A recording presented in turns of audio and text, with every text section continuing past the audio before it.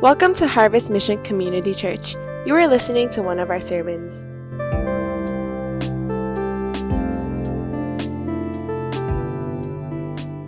Good evening. This is a great opportunity for us to kind of get ready for Easter. Before there is a celebration on Easter, we have to remember the cross and what Jesus Christ has done for us and his death and then his resurrection. So I want to kind of, first of all, welcome all of you who are joining us for the very first time to our Friday gathering here. If this is your first time joining us, we welcome you. For the rest of us who are members in our church, we pray that this will be an encouragement to you, the Word of God. If you have your Bibles, please go ahead and turn to Luke chapter 23.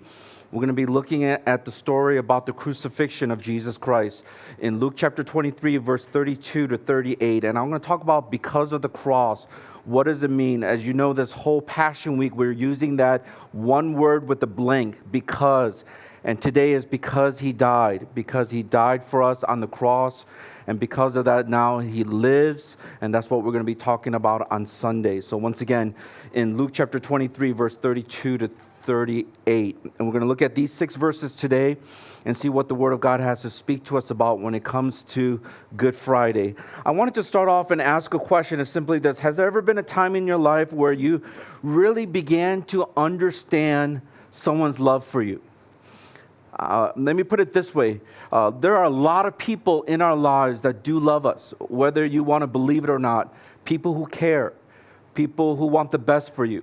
But sometimes we don't really understand that because our maturity or even maybe the way they've been expressing it to us is not the way we connect with that. But I'm wondering if there's ever a time where you actually began to understand fully that person's love for you. I would say there are a few critical moments in your life where you realize and understand the depths and the magnitude of your parents' love. That's one of the first things that comes to my mind when I think about someone really loving me for who I am and everything that I've been through. I think about my parents. And I don't know if that's the case for some of you, but there will be several moments in your life before you pass away where you realize the magnitude of your parents' love for you. First of all, when you go off to university. That's when you realize, oh, I have to do the laundry by myself. I have to cook for myself. There's a lot of stuff that you slowly start realizing that your parents did for you, and because they loved you during those times before you went to university. So if you are a university student and you haven't realized that by now, that your parents do love you, you will. Don't worry, there's going to be some other moments that I'm sharing with you. But for some of us who have graduated from university, I think some of us can conclude, yeah, when I think about it, when I did go off to the university, I realized how much my parents did care and did love me. Another time that you will go through where you're going to come to this realization, if you haven't done so by now, is when you have your first child. Some of you are probably thinking, well, I hope I get married first, and I hope so too. But when you have your first child, you're going to realize the depth and the magnitude of your parents' love for you. I would even go as far as to say, as soon as the baby is delivered and those sleepless nights come and you realize, wow, my parents went through the same thing with me or my older brother or my older sister, and that realization is going to hit you. And the first diaper change, you're going to be like, oh, my Lord, my parents really did love me, to touch, all that junk and all that stuff and wiping it and putting on a new diaper. So that's another moment. So if you haven't understood your parents' love and the magnitude of their love when you go off to college, it's okay, because you're going to understand it when you have your first child. Now, some of us who might still not understand our parents' love, I think it's when they get old. And for some of them, they might be terminally ill. And that's when you will come to the realization that, wow, they really did love you after all these years. And I think the last time you will begin to understand the magnitude of their love is when they pass away. Because by that time, you're much older. You might be in your 40s or 50s or 60s even. And that's when you will realize how much your parents did love you as you learn to take care of them as you love them. Now, please don't misunderstand me. I know that some of us have a bad relationship with our parents. and they haven't really shown you the kind of love that you wanted or you need to have experienced. So I'm not going in this blindly, but I'm just simply saying that no matter what kind of parents that you might have had, some of them just didn't know how to become parents or be a parent to you. But that does not negate that they did love you and do the best that they could. Also, I understand that some of us might not have these kind of opportunities that I mentioned. You might not have a child. There's people who have a hard time conceiving and having a child of their own. There's some of us who might not be able to go through that phase of life. So with all that being said, I was just thinking about my own life, and I was thinking it was during the university years that I began to understand the magnitude of my parents' love.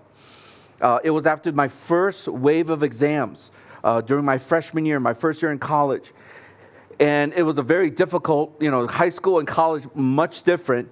And I realized that as I was taking the midterms, that was the first wave of exams, I just did horribly. I don't know, I couldn't focus, I couldn't study well. And I remember coming home to my apartment and just walking back to the dorm room, and as I was laying down on my bed, I don't know why, I just began in that moment, started thinking about my parents. I mean, there were other times where I thought about them, but this hit harder. I started thinking about the level of sacrifice. They had so much in Korea, and they gave all that up so they could come to the States and so that we could have a better life. And as I thought about that, I realized that how many hours that they worked. And just even trying to gain a one day's wage, it was very difficult. And they were working in a very dangerous area in part of Chicago. And so as I was thinking about all this, I don't know why, I was just overcome with this sense of just gratefulness and a sense of like unworthiness, that my parents actually loved me so much that they sent me off to college, they raised me up, they gave me everything that I needed, not what I wanted, but everything that I needed. And as I thought through this, I realized how grateful I was for their sacrifice. I'm wondering, what is it about understanding someone's love for you that motivates you to give your best or to even love them back? I want us to think about that this evening. So what is it about understanding and acknowledging and experiencing this kind of love that motivates us to either love them back or to do our best? And as I was thinking through this, I realized that it usually entails two things. The first thing is this, that it entails the realization of the cost of their love. When I think about my parents and how much they have sacrificed and the cost in which they paid so that we can have the life that we lived in Chicago, in the United States, like that realization hit me like never before. So there has to be some realization of the cost that is involved in order to love us. The second thing is this, recognizing the unworthiness of the love that is being received by that person. So the person who's receiving the love, they begin to understand their unworthiness. Why did my parents give up a lot of things, even their future of their own careers, to come to the United States and start from nothing, to work at a place which in my mind, if I thought through it, having the education that they have, they gave all that up and they couldn't speak English, so they had to work in a blue-collar job so that we can have a better life. When I think about not only the cost that was involved, but the realization of my own unworthiness, that's when I realized, wow, that they have loved me tremendously. So I want us to pause here and think through that for yourself. Who are some people in your life that you think about and you realize that the cost of them loving you is very high? And also, when you think about your life and all that you have done or you haven't done, or maybe you rebelled, or maybe you said things to them that you regret, and just realizing your unworthiness, that you weren't worthy of getting their love, that unconditional love, that they gave it to you anyway. And that's why what I wanted to do is I want to show you this video by David Acuna. He's a trauma surgeon. So he's a brainy guy. And he pretty much gave a description of the crucifixion of Jesus Christ. Now, the part that's really powerful about his testimony and the description about the crucifixion is he's a medical doctor. So everything that is described in the Bible about the crucifixion, everything that he knows about history, about the Roman government and how they use crucifixion as a means of punishment, and understanding that in a medical aspect, it gave him a complete different view and understanding about the cross. In fact, it was deeper. And the understanding just went all the way down to his heart because he realized the cost that was involved that Jesus paid, as well as realizing that he didn't deserve any of this.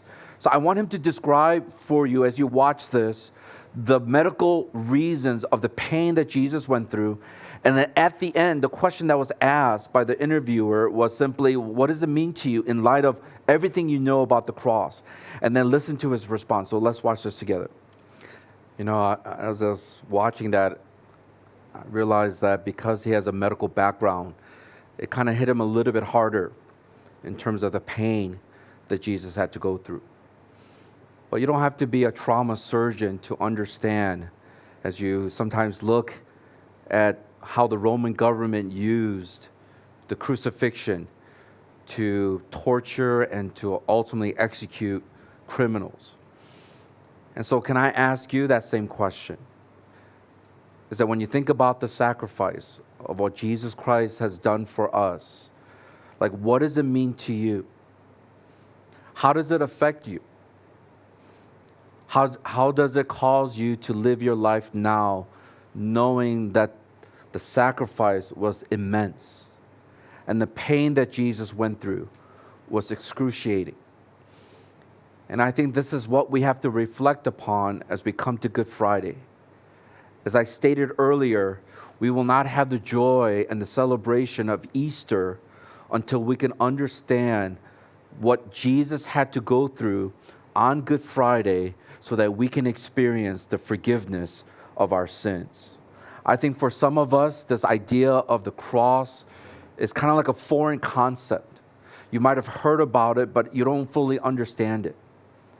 Sadly, for some of us, we've heard it so many times that it doesn't move us. It's just another story about Jesus, and we have become very apathetic, and we're not moved anymore as we think about what Jesus Christ did for us on the cross. But then there's some of you who just more recently, as you thought about your life and everything you've gone through in the past year or so, maybe the cross has more significance for you. Maybe when you think about who Jesus is and all that he has done, that there's a greater sense of gratitude that is growing out of your heart because of what he has done. But wherever you are, I believe that tonight we really need to recapture the significance of the cross so that we can understand the beauty of the gospel. It is through the grossness or the grotesqueness of the cross, the suffering, the pain, the agony, that as we begin to understand that, then that's when the gospel will become more beautiful to us. I love what Os Guinness said in his book, Prophetic Untimeliness, A Challenge to the Idol of Relevance. This is what he writes. He says this: in an age when comfort and convenience are unspoken articles of our modern Bill of Rights, the Christian faith is not a license to entitlement, a prescription for an easygoing spirituality, or a how-to manual for self-improvement. The cross of Jesus runs crosswise to all our human ways of thinking. A rediscovery of the hard and the unpopular themes of the gospel will therefore be such a rediscovery of the whole gospel that the result may lead to reformation and revival. So that is my heart for all of us tonight, that as we ponder upon the cross and what it means for us, there'll be a rediscovery of this gospel message that is so dear to us that it will cause a reformation, a change, and a transformation and a revival in our hearts. May we tonight, as we think about Jesus and the cross and the sacrifice, that it will move us and motivate us to love him more than anything else in this world. So let me give us the one thing that I want us to share is simply this, is that Jesus provides our deliverance even in the midst of our ignorance. That Jesus provides our deliverance even in the midst of our ignorance. We're going to just jump right into the passage for today as we look at Luke chapter 23, verse 32 to 38. We talked about how Jesus provides our deliverance from our sin, even from ourselves, our self-centeredness, our pride. And he does it even though we are ignorant of the magnitude of our sin. And so what does he do? When we look into this passage, we notice two things. The first thing is this: if we want to remember just his deliverance in our lives, because even though we're ignorant of the things that we have done or we are doing, the first thing we have to understand is this: we have to remember our unworthiness. We have to remember our unworthiness. I'm going to go ahead and read verse 32 to 34. Listen to what it says in the story of the Luke account of the crucifixion of Jesus Christ. It says this, starting from verse 32. 2 others who were criminals were led away to be put to death with him.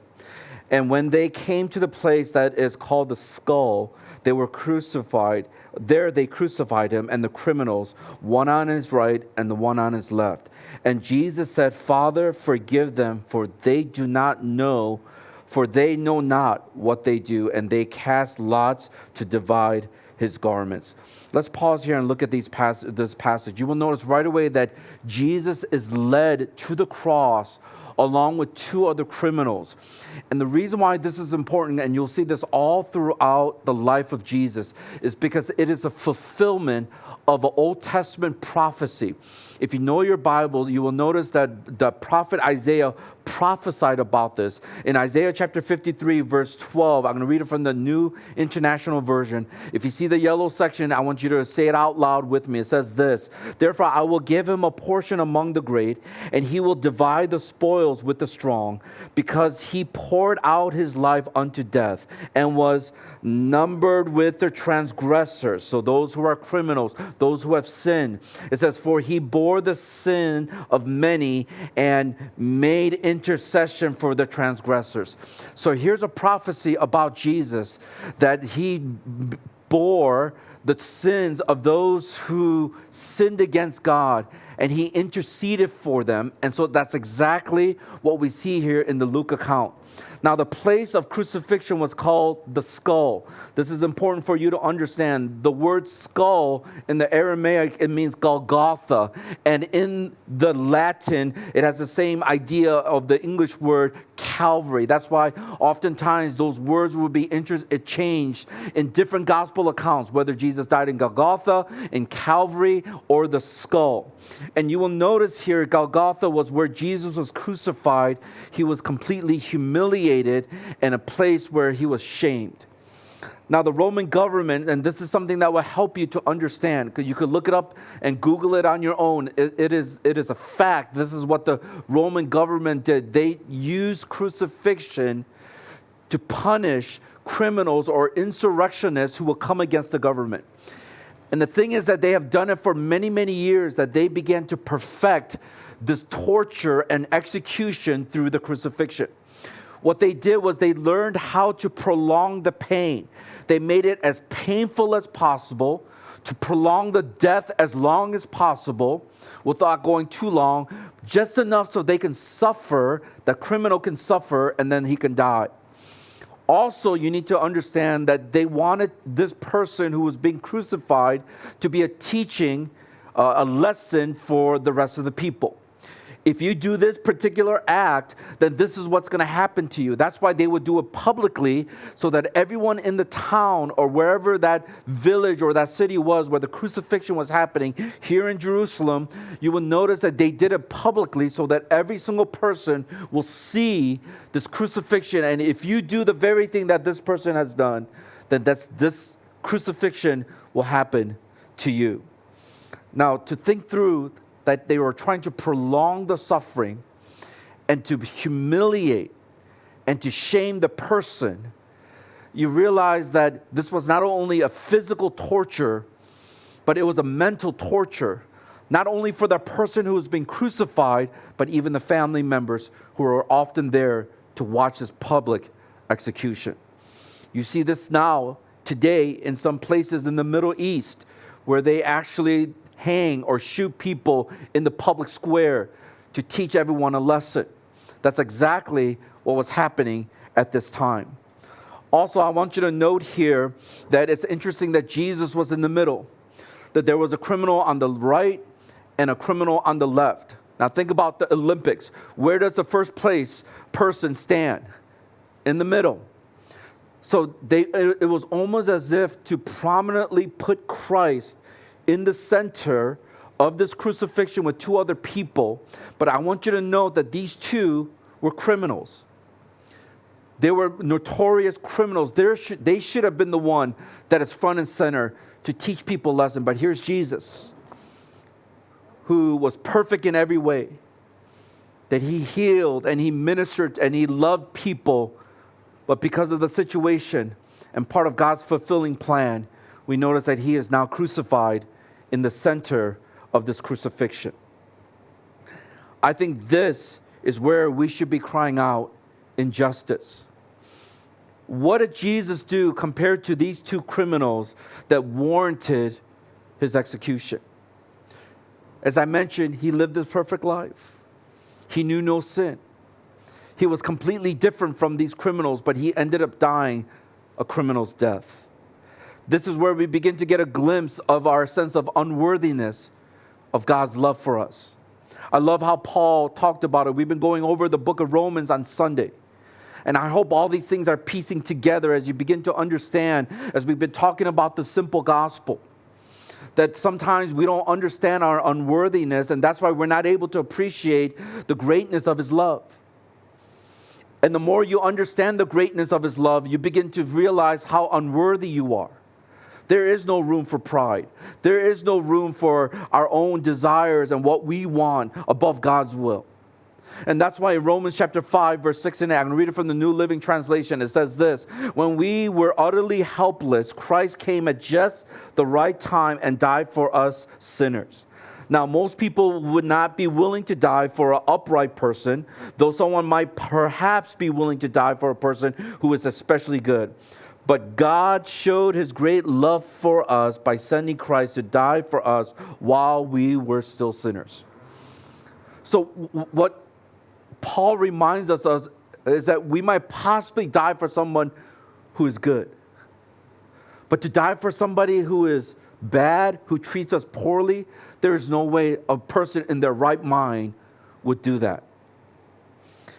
And the thing that I want you to also note, why this death on the cross is so unbelievable, is because if you look at verse 34, you will notice what he did that was something beyond any human comprehension. Jesus ends up praying for those who are hurting him and who are torturing him. I want you to think about that for a moment. That Jesus Christ, he prayed for forgiveness for those people who were mocking him and who were torturing him and who crucified him. If there ever was an enemy of yours, that will be that person or those people. And what was the reason? Why he prayed for forgiveness and why he loved these people? Because his reason was simply this: they did not know what they were doing. They were ignorant. There was ignorance in the part where they did not see Jesus Christ as the Son of God. They did not see him as this, not just a rabbi, but the perfect Son of God who came into this world. And that him dying on the cross was part of the plan that God had so that people can have eternal life. You know, it would have made a lot of sense if Jesus prayed, Father, come and consume them with your holy wrath. So I want you to think about the criminal on the left, criminal on the right. Here's Jesus being crucified.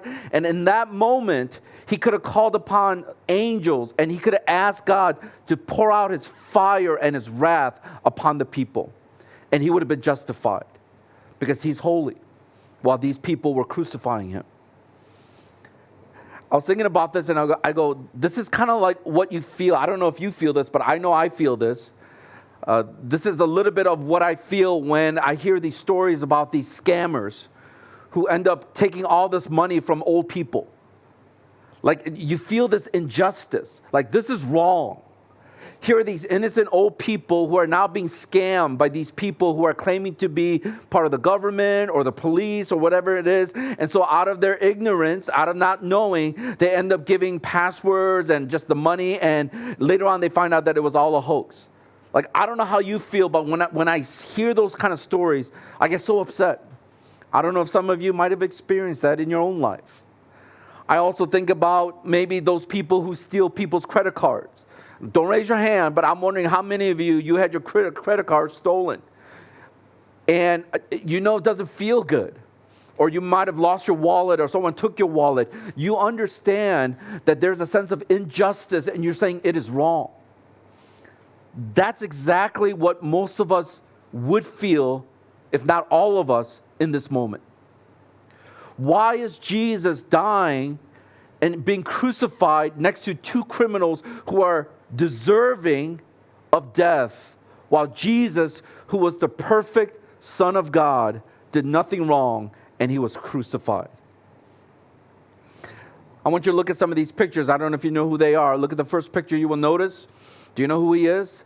This is Bernie Madoff, and he is the one who started the Ponzi scheme and literally stole billions of dollars and put so many people in their retirement and their pension completely out. And so they have nothing to retire on. And there was so much anger. And it was interesting because he ended up passing away. His son ended up committing suicide. There were so many people who were so angry at him. Do you know who this next person is? Some of you are like, it looks like one of our church members. I don't know. But if you look at this person, his name is Joe Low. He was a Malaysian, all right, get that straight, Malaysian businessman. And he ended up stealing close to billions of dollars of dollars from the Malaysian government as he tried to invest in it, but he actually took it for himself. They're still trying to find him. And people are so angry at the amount of money that has been lost by the government. Here's another person. I don't think I have to go very far, okay?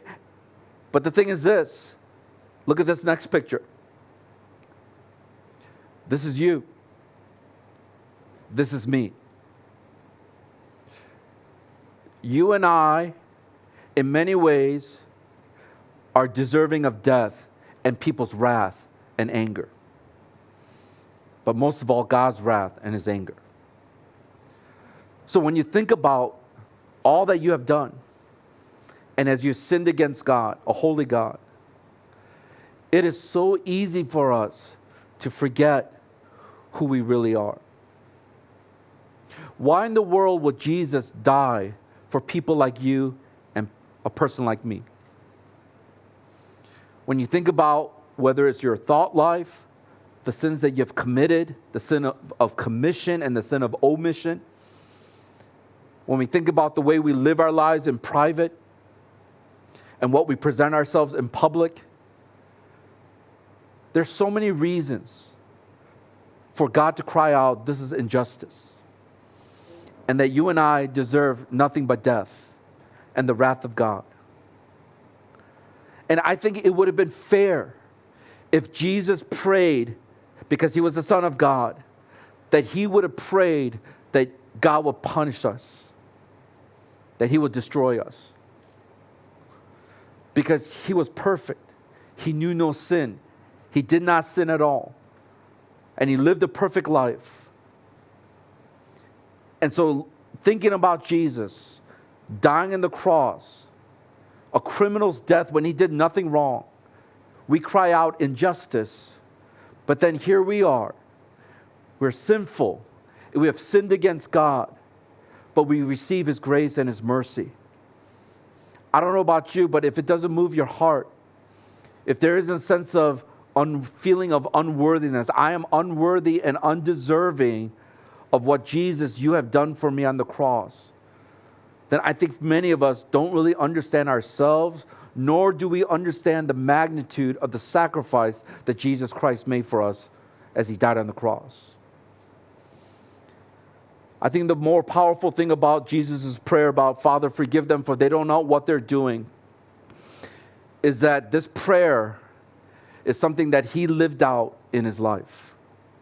If you remember Matthew chapter 5, verse 43 to 47, I'm going to read it from the New Living Translation. As he was teaching on the Sermon on the Mount, he says this, "You have heard the law that says, love your neighbor and hate your enemy. But I say, love your enemies. Pray for those who persecute you. In that way, you will be acting as true children of your Father in heaven. For he gives his sunlight to both the evil and the good, and he sends rain on the just and the unjust alike. For if you love only those who love you, what reward is there for that? Even corrupt tax collectors do that much. If you are kind only to your friends, how are you different from anyone else? Even pagans do that." That was one of the hardest teachings, even amongst the teachings at the Sermon on the Mount.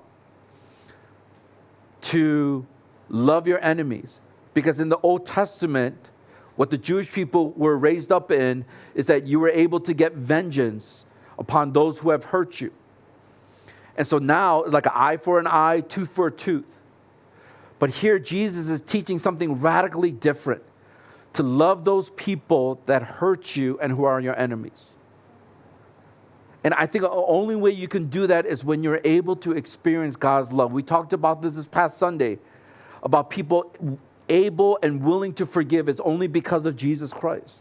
Because he modeled it. He demonstrated it. So when you think about his patience, when you think about his compassion, shown by his prayer of forgiveness for these people, for they don't know what they're doing, we see here that their ignorance blinded them from understanding the gospel. Now, it's interesting that Apostle Paul talks about how the secret and the hidden wisdom of God has been not shown until this time. And as he's speaking to the people of Corinth, listen to what he says. He says this, now as he's declaring the gospel, he says in 1 Corinthians chapter 2, verse 8 in the New Living Translation, he says, "But the rulers of this world have not understood it." And read this portion with me. "If they had, they would not have crucified our glorious Lord." Do you see what Paul is saying? It was because they were ignorant, because these religious leaders led them astray. But if they understood the gospel message, if they understood what God was trying to communicate, then they would not have crucified Jesus Christ. But if they have known, then maybe they have received Jesus. But I want to make something very clear. This does not mean that they were completely innocent, nor because of their ignorance were they automatically forgiven. Because there's some of us who might be thinking, well then, I didn't know. Like, I didn't understand fully the gospel message. So God cannot send me to hell. God cannot punish me for my sins. But I want you to understand what the Bible says. Once again, we turn back to the book of Romans, and we talked about this in the simple gospel. It says in Romans chapter 1, verse 18 to 23 in the New Living Translation, it says, "But God shows his anger from heaven against all sinful, wicked people who suppress the truth by their wickedness. They know the truth about God because he has" what? Come on, say this. "Made it obvious to them." Some of you might be thinking, how did he make it obvious to us? And we will see here, "For ever since the world was created, people have seen the earth and sky. Through everything God made, they can" what? "Clearly see his invisible qualities, his eternal power and divine nature, so that they" what? "Have no excuse for not knowing God." I want us just to pause here for a second. That when you think about all of creation and you think about the beauty of everything that is made, there's something inside of you that begins to wonder, like, is there a God who created all this? Or did this evolve just through evolution and through this creation that we see here is just all part of time that passes by? What Paul is saying is that when you look at the stars, when you look at the moon, when you look at the universe, and you think about all the created things, you have to wonder, like, who created these things? And that's why he's arguing that you and I are without excuse. You cannot be ignorant and say, I did not know. Because every single one of us, we have no excuse of not knowing God. Look at verse 21. As he continues, he says this, yes, they knew God, but they what? Wouldn't worship him as God or even give him thanks. And they began to think of foolish ideas of what God was like. As a result, their minds became dark and confused. Claiming to be wise, they instead what? Became utter fools. And instead of worshiping the glorious, ever-living God, they worshiped idols made to look like mere people, animals, birds and animals and reptiles. Do you see what's going on? It's that we have exchanged the truth of who God was and who God is for something that we create on our own, that we want to be God.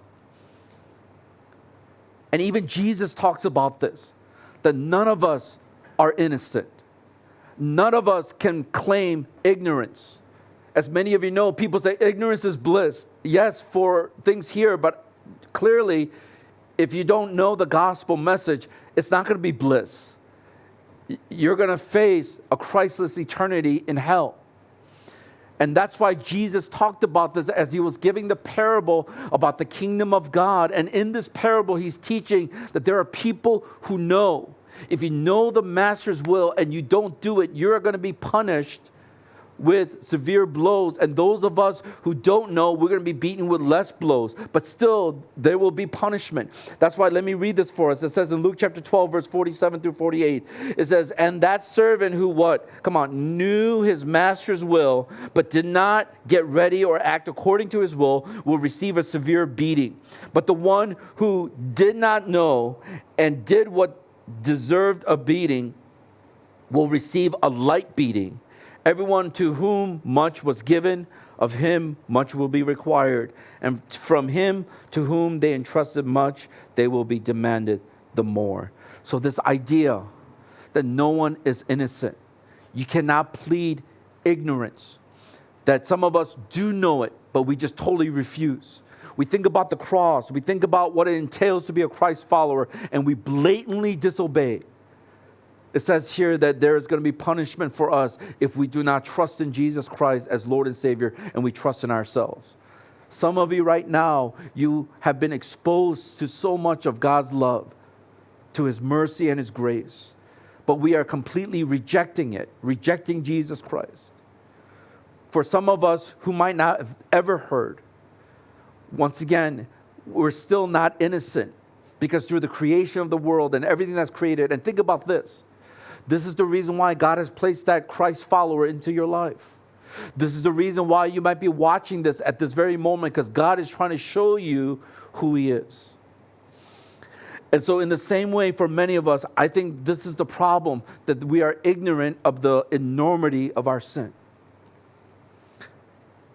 Whether some of us, we think that we're not that bad, so we're better than this person and better than that person. We don't see the sinfulness of our own hearts. I think also for some of us, it is so easy to harden our hearts, to grow apathetic to the things of God. How many times has he forgiven us, loved us, been patient with us, and still our hearts are not changed. We're not moved by that. And so in many ways, we're ignorant of the plans that God has for us, and we choose ourselves rather than God. And unless and until we understand the unworthiness of this forgiveness that Jesus Christ has purchased for us on the cross, we will never appreciate the sacrifice that Jesus has made. I'm wondering if this is one of the reasons why some of us in our walk with God, it's not very intimate. I'm wondering if this is one of the reasons why some of you are struggling in your life, because you don't really see the magnitude, not only of your sinfulness, but the magnitude of his love for us. John R.W. Scott Stott, in his book, The Cross of Christ, he writes about the gravity of sin and how it affects us. And listen to what he writes. He says this, our sin must be extremely horrible. Nothing reveals the gravity of sin like the cross. For ultimately, what sent Christ there was neither the greed of Judas, nor the envy of the priests, nor the vacillating cowardice of Pilate, but our own greed, envy, cowardice, and other sins, and Christ's resolve in love and mercy to bear their judgment and so put them away. It is impossible for us to face Christ's cross with integrity and not to feel ashamed of ourselves. Apathy, selfishness, and complacency blossom everywhere in the world except at the cross. I want to read that sentence again. Apathy, selfishness, and complacency blossom everywhere in the world except at the cross. There, these disgusting weeds shrivel and die. They are seen for the ragged, poisonous things they are. For if there was no way by which the righteous God could righteously forgive our unrighteousness, except that he should bear it himself in Christ, it must be serious indeed. It is only when we see this, that stripped our own self-righteousness and self-satisfaction, we are ready to put our trust in Jesus Christ as the Savior we urgently need. What a powerful reminder by John Stott. Until you see just the horribleness, the wretchedness of who we are, we're not going to be able to see the power of the cross. Some of you right now might be feeling very apathetic. Some of you are stressed and so consumed with school. You don't even show up for a life group. You don't even care. You don't even spend time with God. It's all about you. And can I just share something? And this is something that I've been sharing with college students for many, many years, and I'm going to share this with some of you. The wickedness of our heart is this. You have exams and papers that are due, but you had months to prepare. But in your laziness, in your distraction, in your pleasure and consumption of things that excite you, that you procrastinate. And only when the pressure is there, then you realize, oh no, I gotta start working now. Then everything else goes out the window.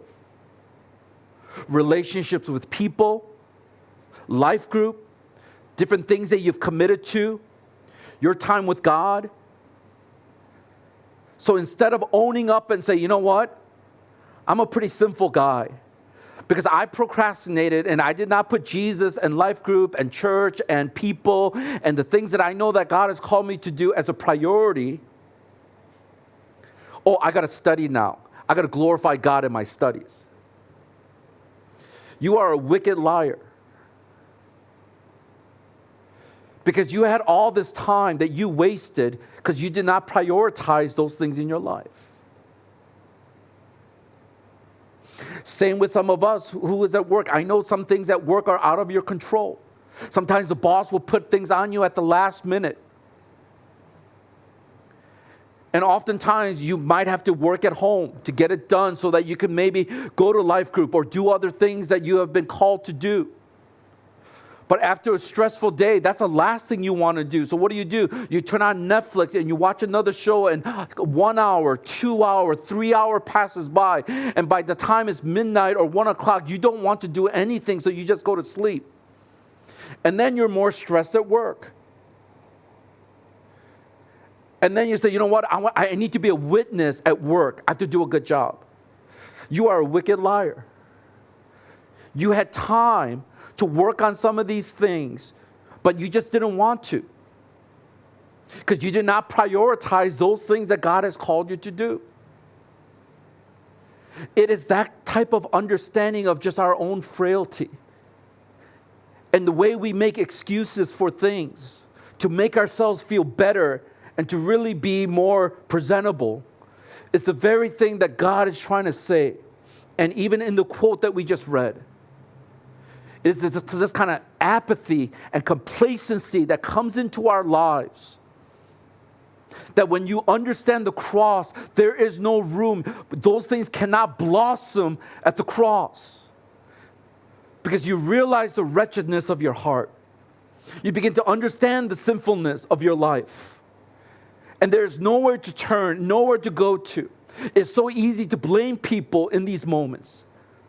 But we say, God, this is who I am. This is just my sinfulness in the way I am, and I need the gospel, and I need you. I'm just wondering for some of us, do you see your sinfulness when you see the cross?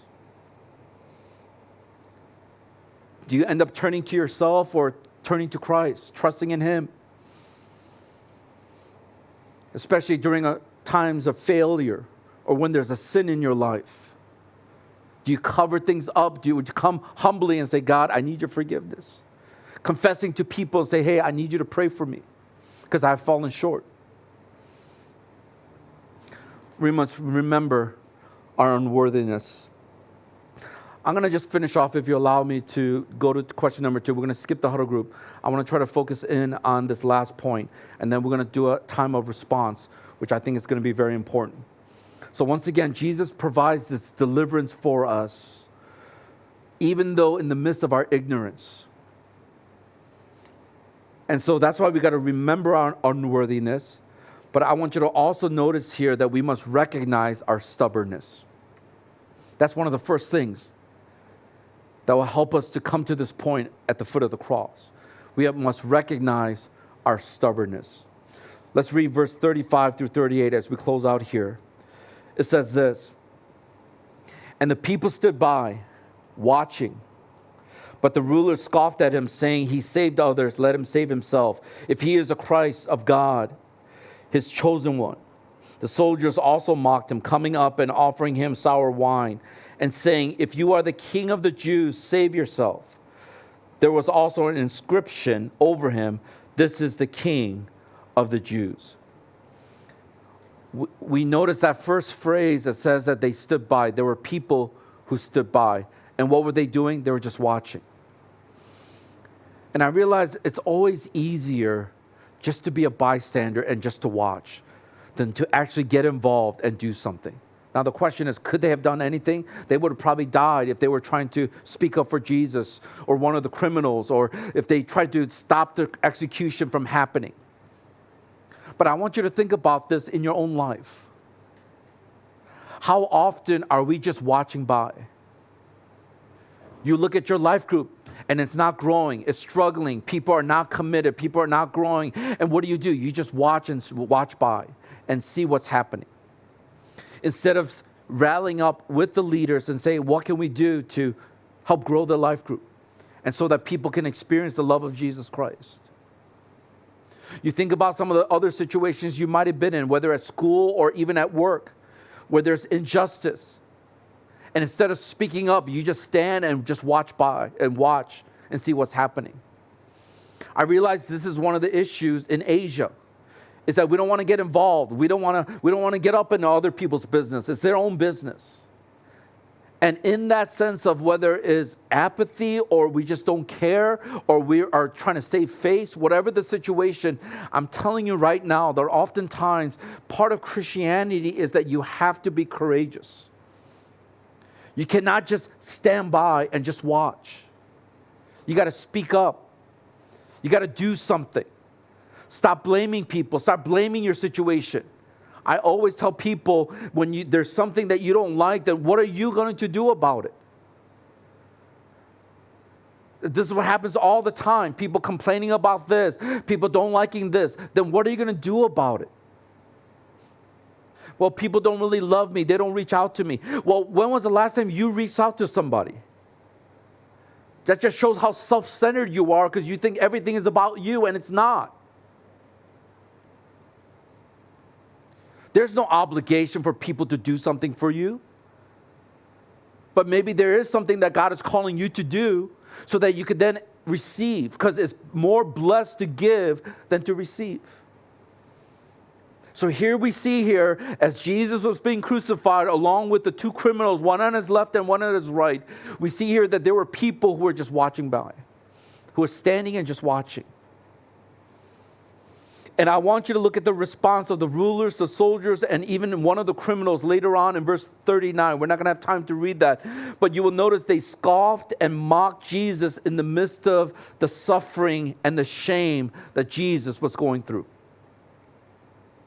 They were literally making fun of Jesus' pain and suffering.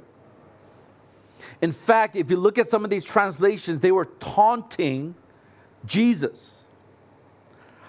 How were they taunting? Well, if you are the Son of God, all the things that you claim, then save yourself. Do something.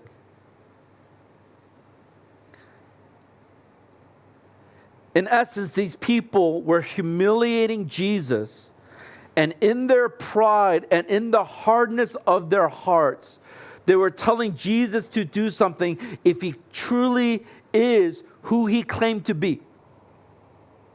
So I want you to see the irony of this. They were saying, prove yourself to be the chosen one. Prove yourself to be the one who claims to be the Christ. And it's almost as if they triumphed over Jesus. Now, we all know that feeling when you're in an argument with somebody and you know you're right. I don't know, some of you are like, I've never been in that feeling or that situation before. But I know this very well. When you're in an argument and you realize this person is illogical or you got them, it is one of the best feelings. Sinfully is one of the best feelings. Sinfully. Because you realize you could demolish this person because they have nothing to stand on. So you can kind of toy with them. Oh, so you think this. Oh, but it's really pride and your own stubbornness. In the same way, when you think about your life and there were some things that you said and then you were right, and all these people said like you weren't, but then later on you find out that you were, you're not humble. I know I'm sure not in those situations. I'm just like, your head goes up a little bit higher. You walk with a little bit more strut in your step, and you realize that you are better than those people who thought differently. That's exactly what was happening as these people were watching and standing by. The soldiers, the rulers, and that criminal, later on you will notice, because the Gospel of Luke records the conversation. They were mocking him and taunting him and saying, if you think you're so great and you said that you were the Christ, do something.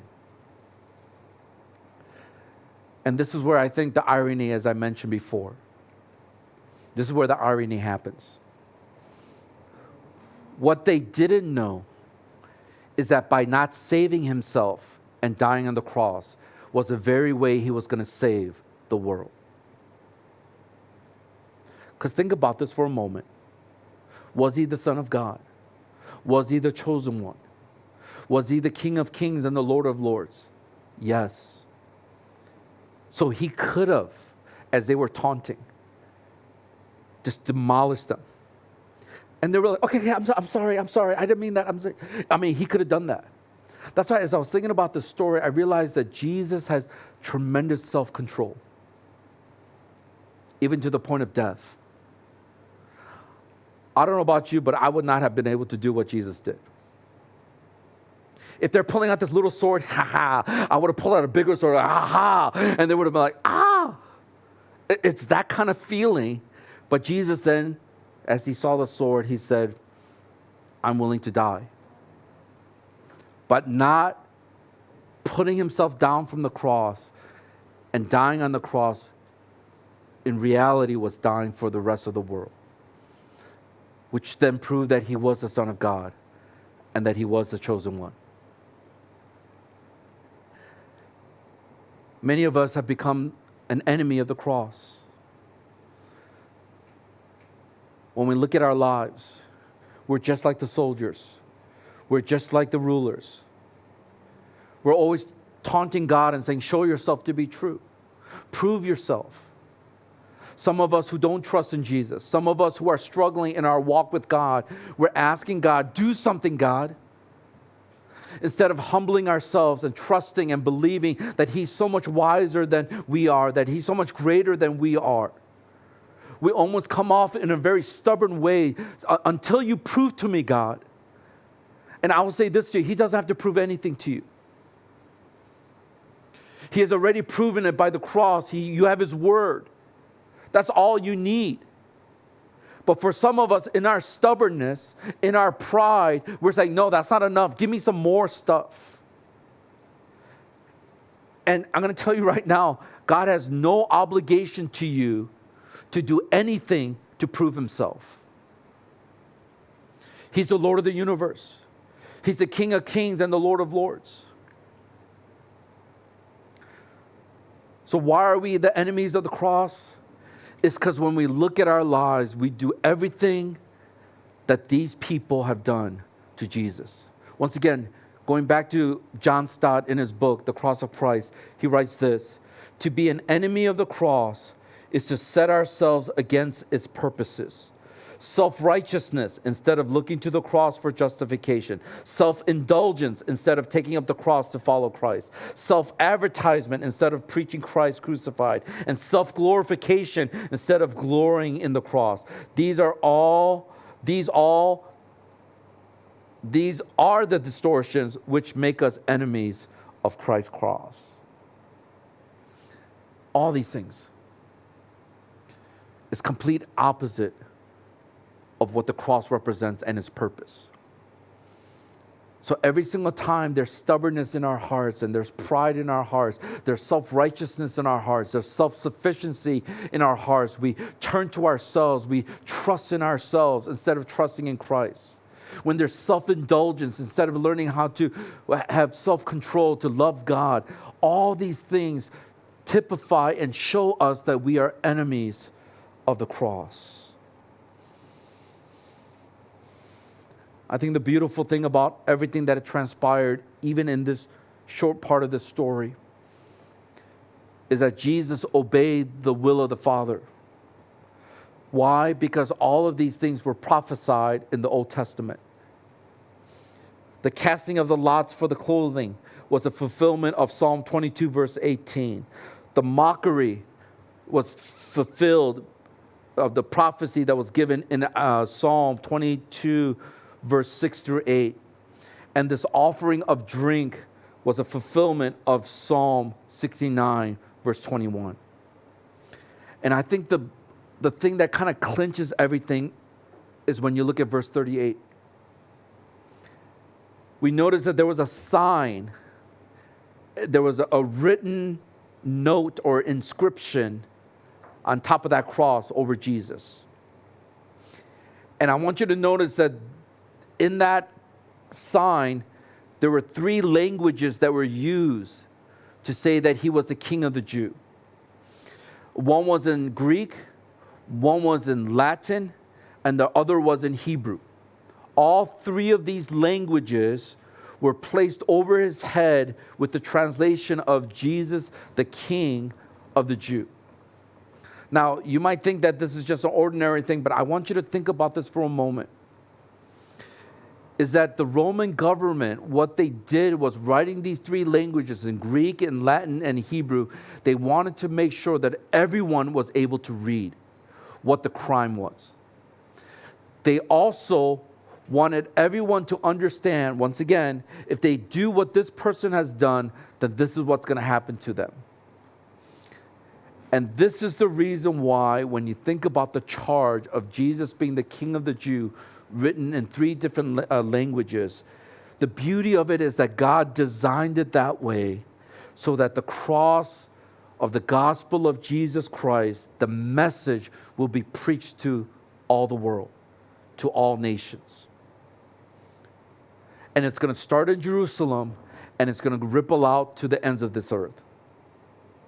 So in all of these languages were the common language of that time that covered majority of the world. What it declared out was that Jesus Christ was the King of kings and the Lord of lords, that he's the King of the Jews. That was a proclamation. That is in the midst of our own stubbornness, where we want to be the king, where we want to run our own lives.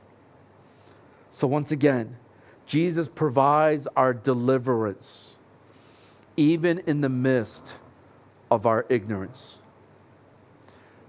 So we have to see not only our stubbornness in the way we live, but we have to understand our unworthiness. When you begin to recognize and to see it in this way, that is when this cross of Jesus has significance for us. So the question is this: what do I do now? The first thing is this. Let me give you some next steps. The first thing is to reflect on the cross. Spend some time reflecting on the cross, which we're going to do today. As many of you already received the communion elements, we're going to be taking communion together. So we want to take some time to reflect on the cross, what it means for us because of what Jesus Christ has done. The second thing is this: repent of our stubbornness and pride. Some of us, we have been dictator of our own pride and we want to control our own lives. And we're stubbornly holding on to things. And God is trying to break that stubbornness in you so that instead of mocking and jeering and scoffing at God, you can realize, God, I'm not God. I'm not you. You're great. You're awesome. So may you help me, strengthen me to follow you, to obey you. And lastly is to recommit to the gospel. Let's make that our commitment, that we will recommit ourselves to the gospel message. What does that mean? It simply means that Jesus Christ is inviting us now to the kingdom of God, and to be a part of that, we let go of our own selves and our own control of things, and we're surrendering ourselves to God, the King of Kings and the Lord of Lords, and we are just His citizens of this kingdom. We repent of our ways, and we turn over to Him and give our allegiance to Him and Him alone. If we can live our lives in this way, then Easter, when you think about the resurrection of Jesus Christ, it gives us encouragement to live our lives because of who He is and what He has done for us. I want to close and show you some pictures of the crucifixion of Jesus Christ. And a lot of these different pictures of crucifixion has just been painted over the years. Now, one of the things you need to understand is that in the early years, there was no pictures of crucifixion because it was, in a sense, he died a criminal's death. So you don't see a lot of paintings or drawings about the crucifixion. But then over a period of time, over years, they began to draw pictures of the cross, but not with Jesus on it. Because once again, they see Him as a resurrected king. So they didn't put a picture of Jesus on a cross. They just painted a cross. But as time passed by, they realized the significance of being able to see and to witness Jesus Christ dying on the cross. And it helps us in our faith to believe the suffering and the pain that Jesus went through. So here's some famous paintings, as you can tell. The first one you will notice here is the famous painting of Diego Velazquez, and he paints this picture of Jesus. And if you look at this painting carefully, you'll notice that there's a lot of just cuts and bruises. And it was one of the most popular paintings of the crucifixion of Jesus Christ. Here's another famous picture by the Italian painter, the famous Italian painter Giotto. And he paints this picture, and this is kind of like the classic one that we see oftentimes in museums about Jesus Christ with that kind of like this sun thing around His head, the glowing Shekinah glory of God. And we see this painting of Jesus Christ being crucified with His arms stretched and the nails in His feet. And then you will see another one, which is the famous one by Rubens, and it is the painting called The Christ on the Cross. And it just helps us to picture what Jesus went through, and we see even the people who are gathered around. And then we see another one that's also pretty famous by the French painter Paul Gauguin, and this painting of the yellow Christ, as it's called. And so all these are famous paintings about Jesus Christ and the crucifixion. But there is a famous painting that's greater than all of these paintings, at least in my opinion. And what it did was that it kind of came off from an inspiration from a sketch drawing about St. John on the cross. So I want to show this to you. So if you look at it, the reason why I think it's so powerful is it's an angle that you do not notice from all the other paintings. The other paintings just looking straight ahead. But this is a sketch of coming from an angle from the top almost to the left and looking at the stretched back of Jesus as his arms are stretched out and he's pressing against and towards his feet. It was from this sketch that Salvador Dali, if you do not know this famous painter, he ended up painting one of the most famous pictures of Jesus Christ's crucifixion. Now, the thing that makes it so different from any other painting is the angle in which the crucifixion is painted. I want you to look at it right now. If you look at this painting, you realize it is almost coming from the view of God. If you look very carefully, his head is in the center of an upside down triangle. It's that same idea of the back being stretched and arched because he's in pain. But I want you to notice something that I think is very powerful that you kind of miss if you don't pay attention to the whole thing. You got to be one of those guys who go to the museum and just stare at it for like 20 minutes, those kind of people. But if you look at this, you realize why it's so powerful, because if you look down on the bottom portion, what do you see? You will see this boat. Do you see it? And the significance of this is, many of you who know the story, is that that's where Jesus called the disciples. Peter and the sons of Zebedee was on this boat. So almost Salvador Dali painted this not only from the perspective of God and Jesus, his arched back and this cross, but he's almost telling the story once again of the gospel. That Jesus Christ came and he called the disciples. And then I want you to look just a little bit beyond the boat. You will notice all these mountains. And what he said was that when people asked him, he goes, these mountains and the things that you see behind are representative of all the nations and all the different terrains in this world. He's pretty much painting a picture of the world behind. And the reason why this story is so powerful from this painting is that that's how Jesus Christ called the disciples to leave their nets, to trust in him, to surrender all because of what he is offering them, which is the kingdom of God. And then if you remember, after the resurrection, especially even before that, when he was being crucified, they all ran away in fear. Being a coward, that they all ran away. But we notice that when he rose again from the dead, Jesus said, what? To go therefore and make disciples of all nations, which is go to the ends of this earth and proclaim the gospel. And God is looking down as he sees his great sacrifice of the death of his son on the cross.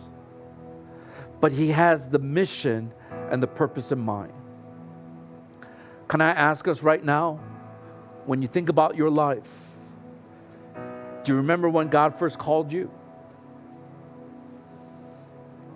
Do you remember where you were when you began to really understand the gospel? That in your pride, in your stubbornness, in your lack of trust in God, but you thought you could live on your own in your self-sufficiency, trusting in the things that you're able to do, but you realize you came to that point when there's nothing you can do and you needed God.